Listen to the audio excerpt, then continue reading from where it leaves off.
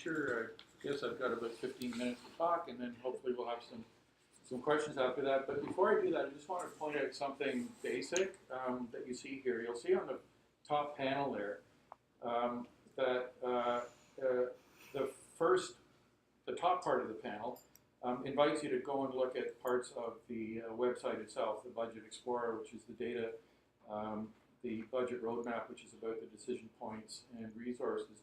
But right under that is a bunch of social media assets that we've accumulated. And this is very deliberate, because what we wanted to express is that this is not just a place to go and learn about numbers. This is a community website. This is where everybody is invited to participate. And we've been told all along, it's not about the numbers, it's about the narrative, it's about what we learn, it's about what we do together. So a basic point to make here is that this belongs to all of us. It's a community website. It's yours if you want it. So just a very basic point there. Okay, so just very quickly, some background. Started in July of 2015. We had 16 planning meetings and developed a repository of stuff that I think could be mined for years, actually. But some pretty concrete guidelines emerged, which we've been trying to follow and adhere to as we move along. We set some goals, the Budget Explorer, which is the interactive analytics tool that I'll talk about a little bit. We got a reasonably good start at that. Budget Roadmap, which is talking about the decision points. Well, we got a start on that. There's actually something on the website that gives the entire sort of 10-month cycle. I don't think that's available anywhere, but we didn't really elaborate on that very much, so we just got a start on it. And then we were going to develop a deputation helper, and well, we didn't really quite get to that. Fortunately, there is a project here and that's working on deputation helper, so hopefully that will continue, and we'd certainly like to help with that. We collected some really good assets, as I've mentioned, and you'll be able to find this in the website if you dig around, but we've got like hundreds of pages of documentation, of meetings, of ideas that people have contributed, of examples of other budget sites around the world and so forth. There's tons of stuff. There's about 15,000 lines of code. That's my fault. That's sort of what I do. But it's a reasonably substantial start, I think. Hopefully provide for a foundation. We've got some data sets that are currently integrated into the budget site, which honestly I don't think are available anywhere else. I've been sort of collecting this stuff as a hobby for years. There might be an academic institution here or there that has some of this stuff, but honestly, even budget data going back to 2003, I think, is as far back as we could get, is really hard to find. Staffing data in particular was really, really hard to find. When I told one of the city people that we've got audited financial statements going back to 1998, he said, "Where'd you find those?" So, I mean, it's kind of a unique data set, even though it's still just at a high level, and we want to get to a lower level. Obviously, we have the website itself, all these social media assets, and please take advantage of those. Just vent or invite your friends to participate in that. And most importantly, we've got a network of friends. There have been like 60 or 70 people who have helped with this project because it's been going on for a long time. But as I've always said, everybody's left a pearl. And honestly, it wouldn't have happened without it. Simply wouldn't have happened without that. We learned that we're in the world of analytics. We're not trying to create accounting systems here. We're trying to create sort of representations of data that give people real insights. And getting back to the point I was making before, it's not just about the data. It's looking at the data and putting it together with your own personal experience in terms of working for the city or working with the city, or your own experience of some of these services. I myself have been thinking about this for a decade or so. I mean, I look at some of the data and I ponder it in terms of my experience for days before I sort of come to any conclusion. We learned that people continually ask us for granular data, and by that I mean cost center geolocated. In other words, data looking at your local community center, your local fire hall, your local police station, and so forth. That's not available right now. The big mission, I guess, if there is one, of Budgetpedia is to work with the city to get it to open up the vault. I'm told that data exists. I'm also told it's a mess. I mean, big systems are, but that's okay. I think we want to work with this open data movement that's going on and really get them to just open the vault. And as I mentioned before, the primacy of the narrative, it's not just about the numbers, it's about what happens when we talk about all these things. Who's it for? Well, everybody's affected by by the budget. We've sort of developed a concept of an iconic user, which we call a motivated activist. And that would be somebody that has more than a passing interest, or a small group that has more than a passing interest, that may have a passion of some kind, and perhaps someone who doesn't have the resources available in the larger civil society organizations like labor unions or social planning council or something like that, someone who could benefit from this kind of an environment. And I guess our belief is that if we work hard, which we really have to do to continue to make this better, to help this kind of a user, everybody will be helped, because that's the most challenging user to help. So I think in focusing on that, we'll make it better for everybody. Why are we doing this? Again, a ton of reasons, obviously, like helping democracy. But I mean, it really boils down to actual concrete engagement with budget issues, working with government, working with open data to have better outcomes for all of us. Philosophically, I think the 50,000 people that work for the city are citizens. We're citizens, a couple of million people. We're all citizens. We're all in this together. The difference, sir, is that you're paid and the rest of us aren't. And I've just had this happen.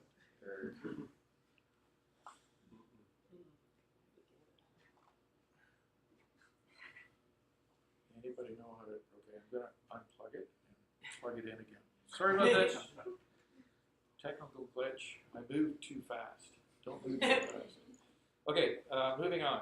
So I'm about to get into the data itself, and let me just see here. So we've got three data sets, essentially, that were three data sources that are currently integrated, and there's more coming. But the first one, anybody that's worked with budgets might recognize this. This is the annual summary budgets. The annual format is basically an Excel spreadsheet, although they helpfully put it into a PDF and don't make the Excel spreadsheet available, so we have to scrape it out of the PDF.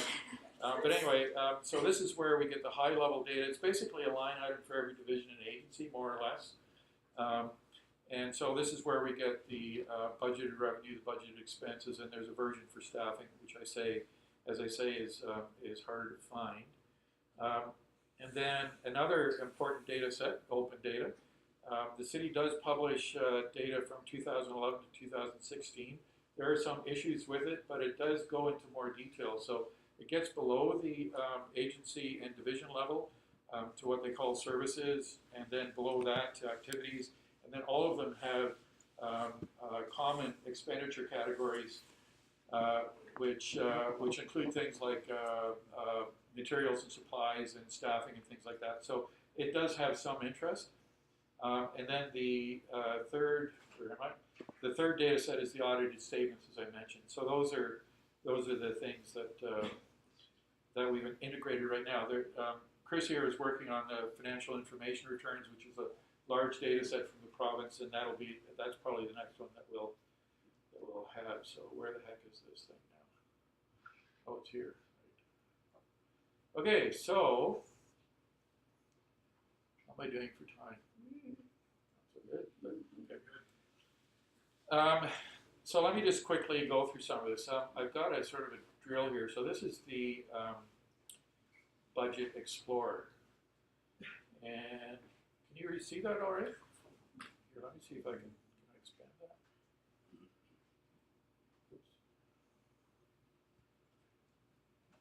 Larger. He's good. Is that not bad? Oops.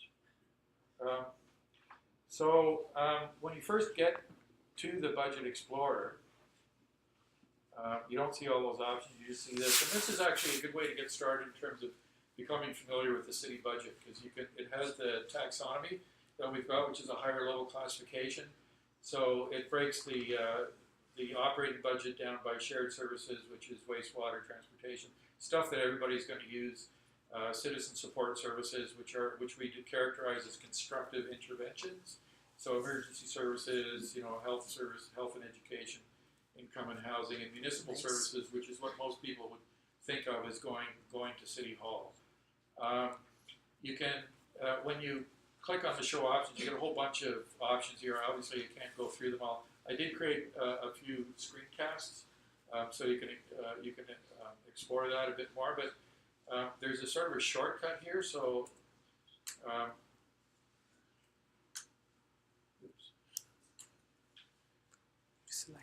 what you can do here is sort of pick a topic by keyword, and it'll basically drill down for you. And you can see that you've got Parks, Rec, and Forestry, Parks, Forestry, and Recreation down there, which is part of that, and go up from there. What you can also do once you get here is look at various charts. So there's the timelines. Oh, I accidentally turned off inflation adjustment. Do you like that? That's pretty good. Very cool. You can impose, if you've got a chart that you like there, you can just click a button and impose that on the other charts. And you can flip from, say, expenses to staffing. You can stack them. So I mean, it's an explorer. You can explore around. Let me try another one here. So here's Toronto Police Services, and this is actually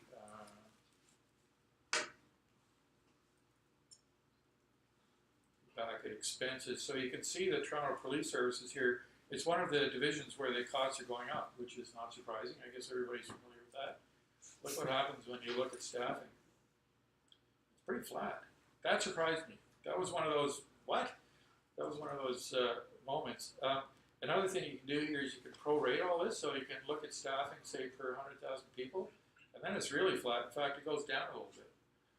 And in fact, if you stack the staffing, you'll see that it's pretty steady. And again, we're on a prorated basis here, so it takes into account the increase in population.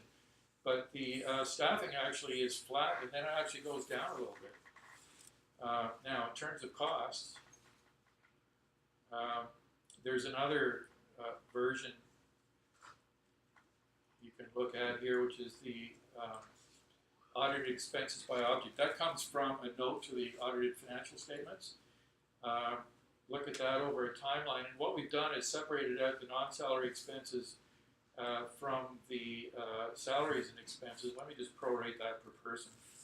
Makes it's logically the same thing, but you can see that non-salary expenses, again, there's this blip here around 2010, but the trend is down.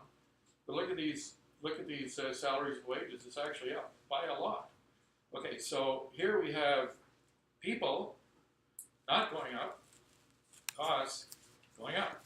It turns out that it's about a $12 billion difference. This is just a first look. I mean, we want to be careful about this. We want to be very professional about this. But the first pass at it is that since amalgamation, the staff have gotten $12 billion more. That's roughly the difference between what the debt was then and what the debt is now. And that's at a rate of over $1 billion a year extra that people are being paid. I'm not saying it's not fair. I'm not saying it's not right. I'm all in favor of people, but that extra $1 billion+ a year is bigger than the police budget. So there are questions here. Again, I'm not saying it's a bad thing, but I'm saying this is the power of analytics. Now, let me just show you one more thing. I'm sure I'm running out of time. Damn. So let me just go back to parks. There is one other fun thing here that I'd like to show you. So here we have, at the right parks and at the left the usual thing. But now let me prorate this for wards. So there's $267 million per ward. This is on average. And if you want to look at parks, it's about $10 million per ward. So I mean that helps to give us a bit of scale in terms of what's going on here. I've actually in 2009 the Toronto Star did a bit of research and came up with 170 neighborhoods in Toronto, which is about 4 per ward. So I've actually included that as well. And a neighborhood is roughly walking distance from where you live, right? So where you're walking around, the city is spending $66 million. Which is, again, it kind of gives some kind of scale, and Parks and Rec is, what, $2.5 million? where you're walking around. Now, obviously, they're not putting it right into the neighborhood, but that includes all the overhead and administration and stuff like that. So, and then you can go to households, and you can go to per person. So per person, it's about $4,000 per house. So anyway, I mean, there's lots of ways of getting perspective here, and I better stop poking around the Explorer here. But Explore, I mean, that's what it's for. Look, I mentioned going down to the neighborhood level. Imagine what we could do if we had data for the local assets in the neighborhoods. Imagine what we could do if we could see how many actual people and how much it costs at a local community center and stuff. I think open data is good. You let people look at stuff and it gets better just because they're looking at it and they start talking about it. So that was me ranting. Let me just see. If you, well, it's not there. Oh, yes, it is. If you get a screen capture utility, you can sort of create a storyboard with this Explorer. And if you get a screen capture utility, it'll get into an infinite loop.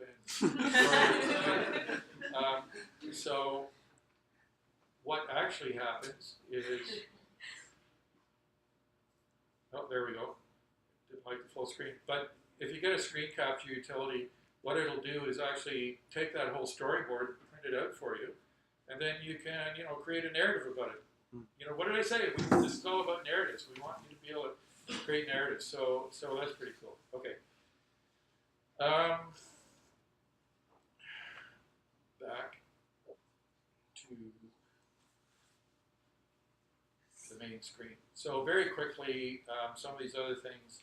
The budget roadmap, as I said, I mean, it has some local links, but here's the sample roadmap going from May to February. And so it's a simple listing, but it's actually quite interesting because Toronto has the habit of creating its budget more or less internally until the end, and then they let a few people give deputations. Well, by that time, all the decisions have been made, right? This expresses that other cities do things in different ways.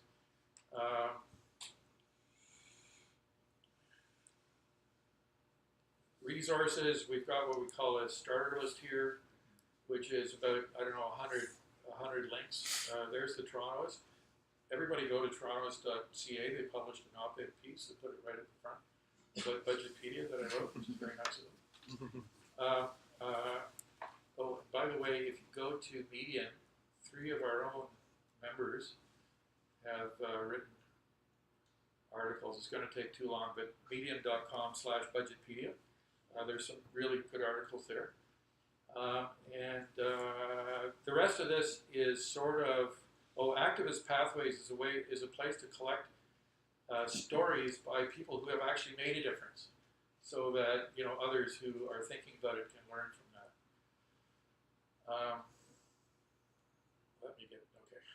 And then the rest of it is about our website itself. So you can get lots of interesting stuff from charts. I'm going to be as quick as possible now. Here's an insider's perspective on that increase in staff costs, basically saying it's all due process, most of it. I don't know. I'd like to have an explanation. There's lots of room for more research, integrating more data. The mechanism essentially allows any of this to be incorporated. So where to go next? Lots of opportunities for volunteers, collaboration. I think that some of the work that needs to be done on this project to help it realize its full potential is going to require paid staff. That means money, and that's a whole other road to walk down. So that's something to think about. More data, particularly the granular data. If anybody ever talks to the city, anybody in the city asks for granular data. Capital budgets we haven't even started on, and that's potentially even more interesting, I think. And greater scope. What to do next? Do you see a pattern in this list? We want to be actually practical for users, and we're not there yet. This is a very high level general. It'll give you some context. It might help in some particular ways, but there's more work to be done here for sure. Chris over here has actually done a prototype of how to make it more practical, and The concept is to focus on a particular issue and then present some resources that could be helpful with regard to that particular interest, and then think about, you know, kind of a rich mosaic of responses that that person can get to help them with whatever they're doing.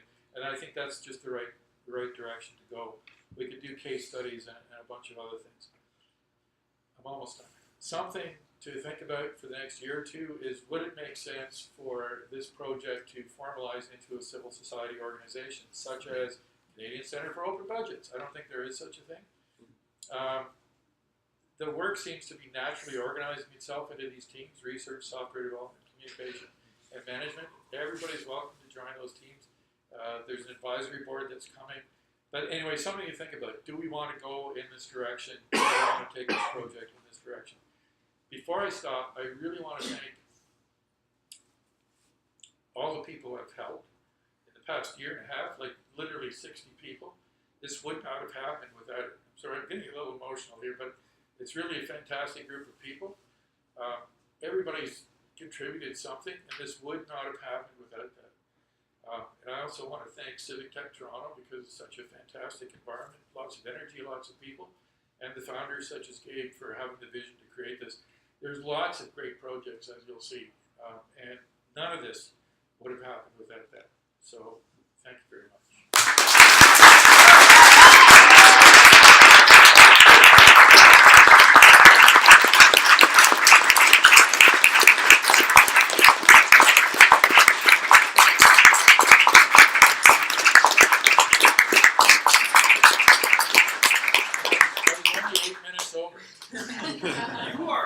You have 1 minute still, actually. What?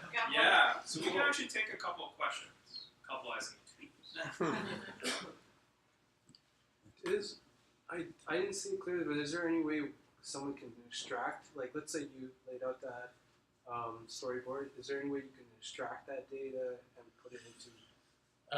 At the moment, there is, where's my thing? At the moment, there is a button that gives you a list of the source documents. Okay. But the data in a tabular form itself, you'll actually see at the bottom here there are a number of icons that I've marked as being deferred, and one of them is this, and that's what that is intended for. So it's version 0.1, but you know, that's very much in our minds and very much something we want to do. Hey, this is an open data project. Come on. So great question, yeah. But we're not quite there yet in terms of what you want. But hopefully that'll come in the next year. Even in the storyboard alone, like you can easily see things happen. I think you can, yeah. So a lot of boards have been playing with the participatory budgeting, you know, on and off. Is there a way to tag items as user-generated or citizen-generated so that they do seem effective? Hey, I made this suggestion, eventually made it to the budget. Yeah. See, and that's the kind of granularity I'm talking about. At the moment, no, but that's every time, virtually every time someone, you know, has an idea for how it would be helpful, it's that kind of granularity that they ask for. And the only way we're going to get it is if the city opens its vaults, like, you know, right to the bottom, warts and all. You know, it's okay. Like we're all in this together. We understand. Open. You know, it's not your responsibility. But you know, open up the vault. And that's what we need to have as much detail as they have available. Yeah. Yeah. What you're doing is fantastic. Thank you. I'm really impressed, and so congratulations for everybody who has involved into that. I have two things that came to my mind. It's about understanding and giving some sense of what you see. Yeah. So, for example, if I took Data literacy, we call it. yes, Yes. I use other words because I'm thinking about that tomorrow and Yeah. try to connect to the people who weren't there. For example, when you talk about transportation,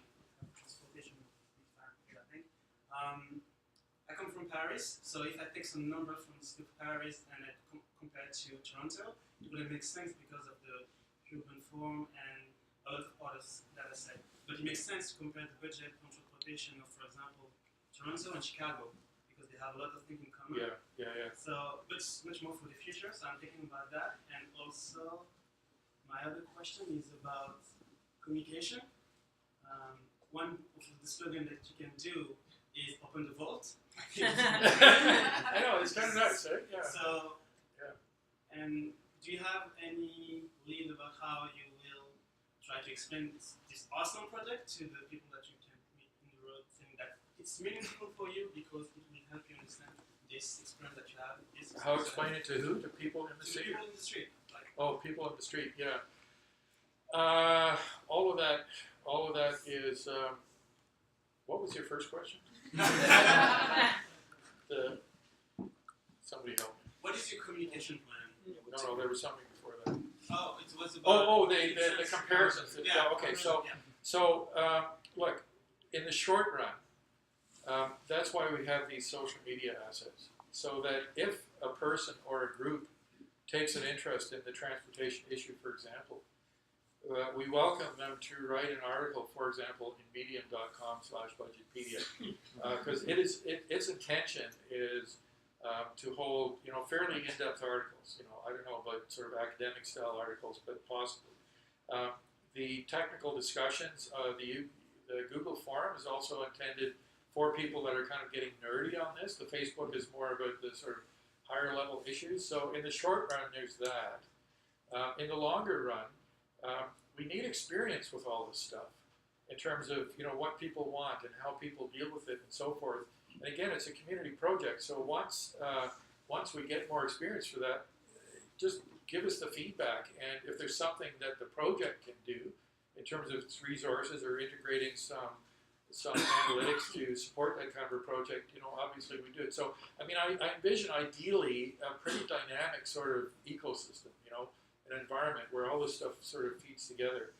In terms of explaining stuff, likewise, there's a communications group that's formed. There's all kinds of work to be done in terms of doing exactly what you're saying, communicating it. In the short run, if you don't mind me going off on the odd rant, then you can send us an email at mail@budgetpedia.ca, and I'll come and talk to your group.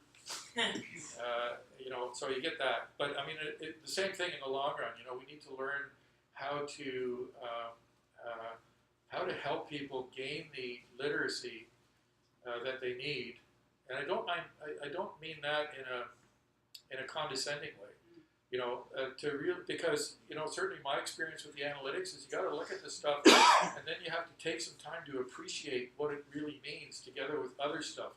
And that's the lesson, and that's, I think, what we're lacking, quite frankly, in terms of the current communication system. So in some sense, we're in this together, and we need to learn about this together.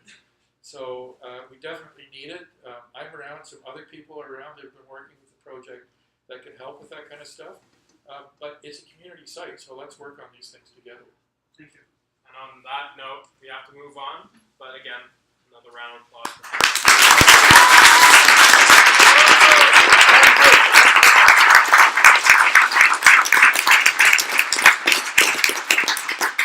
You could chat with them during the breakout sessions, right? Yes. Indeed. However, I warn you, though, if you come to our break